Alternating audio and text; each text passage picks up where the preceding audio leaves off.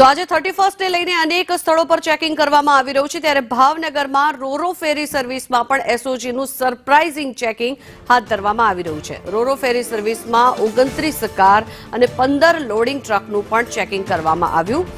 Dog અને bomb squad અને સાથે જ પોર્ટ મરીન પોલીસનું પણ સંયુક્ત ચેકિંગ હાથ ધરવામાં આવ્યું છે। ચેકિંગ દરમિયાન સ્થાનિક પોલીસની પણ મદદ લેવામાં આવી રહી છે। ભાવનગર એસઓજીની ટીમ દ્વારા રોરો ફેરી સર્વિસમાં આ ચેકિંગ હાથ ધરવામાં આવ્યું છે। મહત્વનું છે કે આજે 31st છે, તેને ધ્યાનમાં રાખીને પોલીસ પણ સતર્ક થઈ ગઈ છે અને અનેક સ્થળો પર હાલ ચેકિંગ હાથ ધરવામાં આવી રહ્યા છે। ત્યારે રોરો ફેરી સર્વિસમાં પણ 29 કાર અને 15 લોડિંગ ટ્રકનું ચેકિંગ હાથ ધરવામાં આવ્યું છે।